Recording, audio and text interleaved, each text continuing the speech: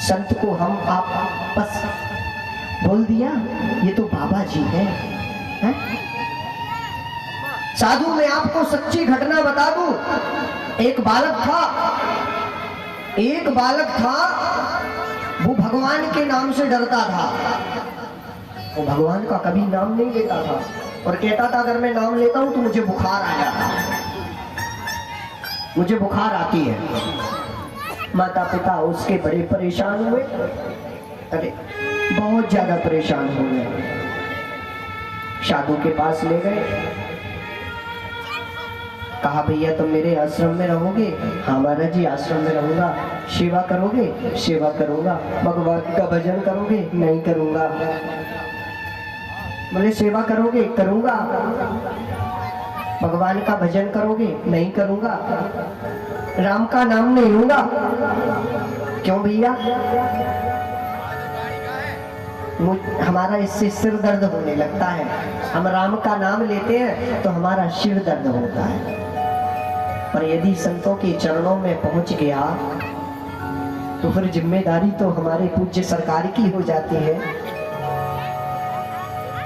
कहा देखो बेटा, मैं तुमसे कभी नहीं कहूंगा कि तुम भगवान का नाम लो, बिल्कुल भी नहीं, पर एक बार जरूर ले लो, एक बार ले लो। बोले अच्छा। बोले ये बताइए महाराज की भगवान का नाम लेने से क्या फायदा मिलती है, गुटखा तंबाकू खाने से क्या फायदा होता है? मुझे कोई एक व्यक्ति खड़ा होके बता दे।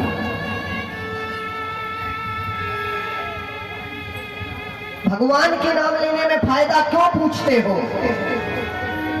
जिस प्रकार से हम गुटखा और तंबाकू को खा जाते हैं बगैर मतलब के, इसी प्रकार साक्षात भजन भी इसी प्रकार बगैर मतलब से प्रारंभ कर दे, उसमें भी कोई मतलब नहीं रखे, बगैर मतलब के हम आप चालू करें। बालक को बात समझ में आई।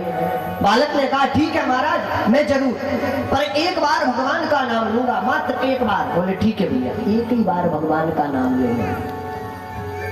उसने कहा राम। संत भगवान ने कहा बस बेटा बन गया तेरा काम, बस। पर मेरे बालक एक बात स्मरण में रखना, ध्यान में रखना, कभी कोई इस राम के बदले कहे कि तुम्हें क्या चाहिए तो कभी कुछ मत मांगना, बस केवल एक बात कहना कि जो राम के बदले मिलता हमें वही दे दीजिए, जो राम के बदले मिलता हो हमें वही दे दो, हमें और कुछ नहीं चाहिए।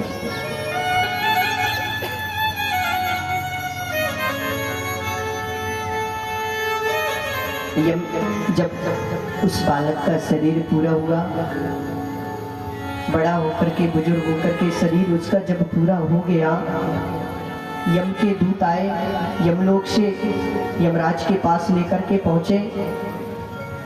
डायरी को उठाया, देखा महाराज कभी आज तक इसने भजन ही नहीं किया, बस केवल एक बार इसने राम का नाम लिया। बोले बच्चा तुम्हें राम के बदले क्या चाहिए? बोले जो मिलता हो सो दे दो, जो राम के बदले मिलता हो वही हमें दे दो। अब उन्हें स्वयं पता नहीं था कि राम के बदले क्या मिलता है, उनको स्वयं पता नहीं राम के बदले क्या मिला। ठीक है चलो भैया ब्रह्मा जी के पास पहुंचा जाए।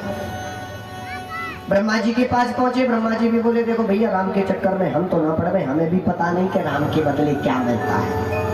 भूत बावन भोलेनाथ जी के पास ब्रह्मा जी यम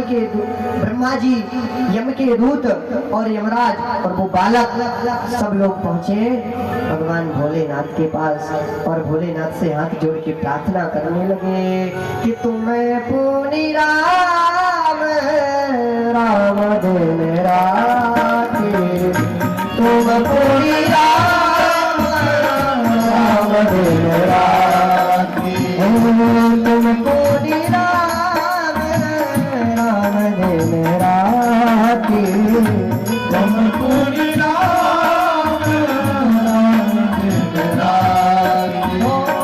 सागर जपहु अरंगे अराती, सागर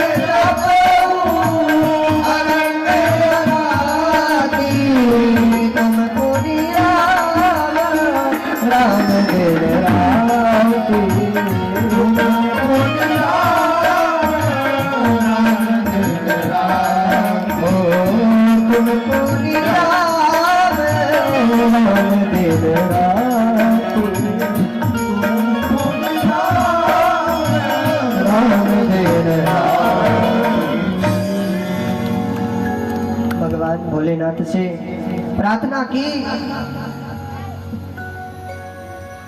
भगवान भोलेनाथ ने भी हाथ खड़े कर दिए।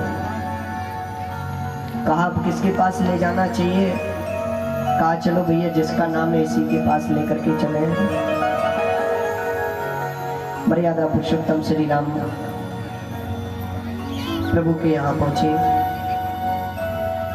कहा सरकार इसने आपका कभी भजन नहीं किया, एक भी बार नाम नहीं लिया, मात्र एक बार इसने स्मरण लिया, मात्र एक बार आपका नाम लिया। महाराज इसके बदले इसको क्या देना चाहिए? और साथ में कौन है उनके? ब्रह्मा जी, शंकर जी, यम के दूत, यमराज और वो बालक। पापों का शोधन तो उसका वही हो गया जब उसने ब्रह्मा जी के दर्शन कर लिए। पापों का शोधन तो उसका तभी हो गया जब उसने भगवान भूत भावन शंकर जी के दर्शन कर लिए। पापों का शोधन तो उसका वही हो गया जहां वो भगवान के चरणों तक पहुंच गया। तो किसके बदौलत पहुंचा? संत जी ने एक बार जीवन में राम का नाम लगवाया, एक ही बार राम का नाम लिया। पर ये आशीर्वाद किसका रहा? किसका रहा आशीर्वाद? बोले आप लोग। संतों का? फिर इसलिए साधु हमें ईश्वर के मार्ग तक पहुंचाने वाले मात्र जगत के संत ही हैं। इसलिए हम सब लोग मिलकर के उनके चरणों में प्रणाम करते हैं। अब तो नारद जी महाराज अपनी व्यथा सुनाने लगे।